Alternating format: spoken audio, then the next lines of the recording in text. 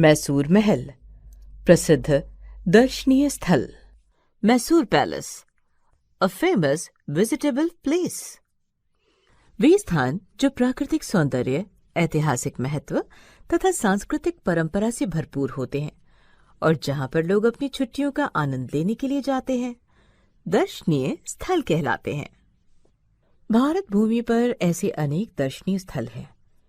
दक्षिण भारत के कर्नाटक राज्य में स्थित मैसूर शहर का मैसूर महल वाडियार राजवंश की संपन्नता, वैभव, शक्ति और लोकप्रियता की याद दिलाता है। Places abound with natural beauty, historical importance, and cultural traditions, where people go to enjoy their holidays, are called sightseeing places interest. There are many such places in India. The Mysore Palace in the city of Mysore, located in Karnataka state of South India, is a reminder of the prosperity, splendor, power, and popularity of Wadiyar dynasty.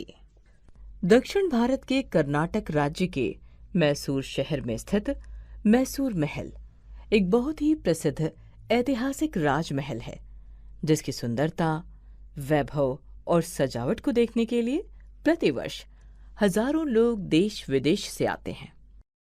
इस महल को अंबा विलास महल के नाम से भी जाना जाता है। मैसूर महल को राजर्षि महामहिम कृष्ण राजेंद्र वाडियार चतुर्थ ने बनवाया था। पहले यह राजमहल चंदन की लकड़ियों से बना हुआ था। आग लगने के कारण इस महल को भारी नुकसान पहुंचा। सारा महल जलकर राख हो गया था। पुराने महल के स्थान पर नए राजमहल के रूप में इसका निर्माण कार्य 1897 में शुरू किया गया, जो 1912 में बनकर तैयार हुआ। कृष्ण राजेंद्र वाडियार चतुर्थ और उनकी माताजी ने एक प्रसिद्ध ब्रिटिश वास्तुकार हेनरी इरविन को दूसरे मैसूर महल के निर्माण का काम सौंपा। पहले महल के स्थान पर ही दूसरा महल बनवाया गया। उस महल को गुड़ियों का संग्रहालय बनाया। महल के मध्य भाग में पहुंचने के लिए गज द्वार से जाना पड़ता है।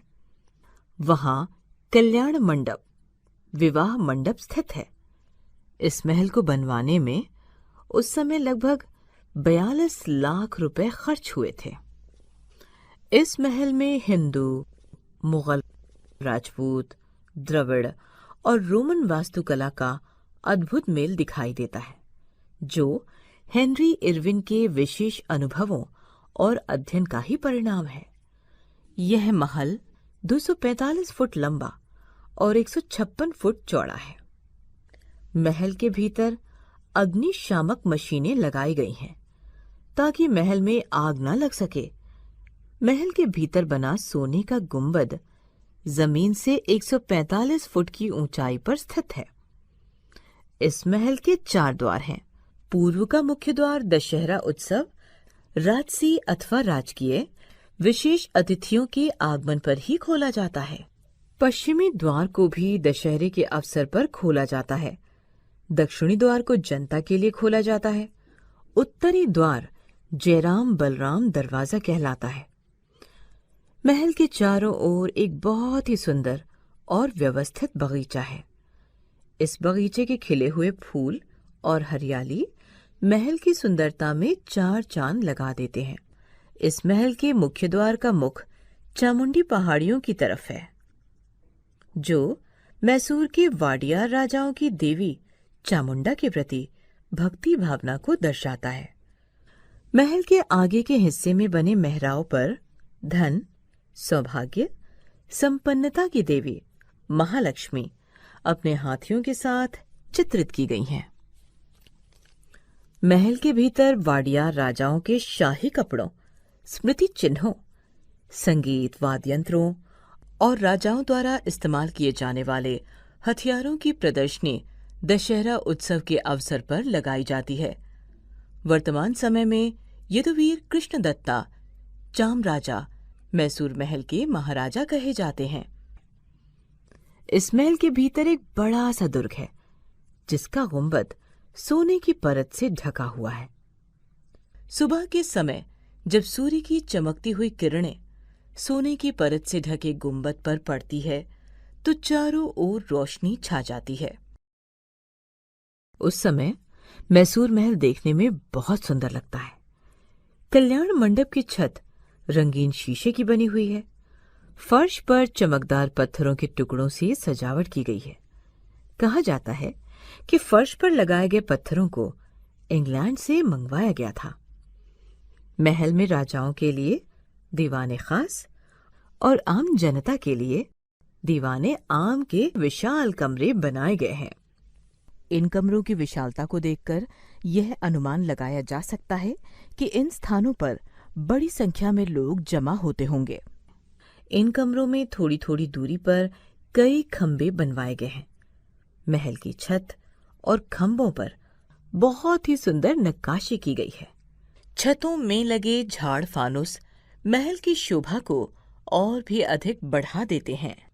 इस महल की दीवारों पर अनेक चित्र विवरण के साथ लगाए गए हैं, जैसे राज तिलक के चित्र, जनता की फरियाद सुनते हुए राजा का चित्र, राजा चतुर्थ के यज्ञोपवीत संस्कार का चित्र, सेना के चित्र, कृष्ण राजा वाडियार परिवार के कई अन्य चित्र आदि।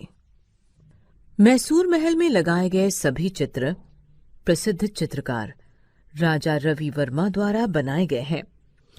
मैसूर महल के पहले तल पर पूजा गृह है, जहां सभी देवी देवताओं के चित्र हैं।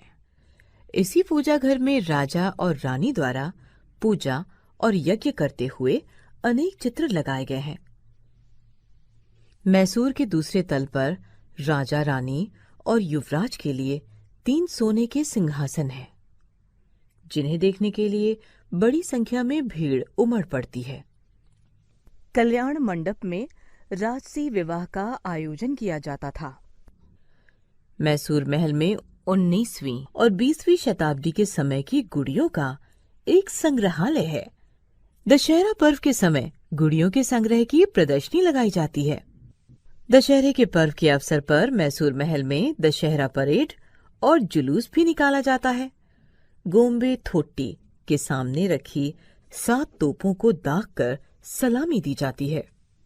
मैसूर महल के भीतर 45 मिनट का ध्वनि और प्रकाश का विशेष कार्यक्रम होता है, जिसमें पिछले 400 सालों का मैसूर महल का इतिहास दिखाया जाता है।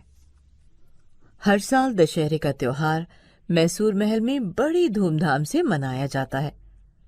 महल को 1 लाख बिजली के बल्बों से सजाया जाता है। पर्यटकों के लिए इस अवसर पर महल के भीतर 200 किलो के शुद्ध सोने से बने राज सिंहासन का प्रदर्शन किया जाता है। दशहरे के पर्व के समय अक्टूबर के महीने में देश विदेश से लाखों लोग मैसूर महल की बिजली के बल्बों से की गई सजावट को देखने के लिए मैसूर जाते हैं। इस प्रकार मैसूर महल दक्षिण भारत का एक प्रमुख दर्शनीय स्थान है।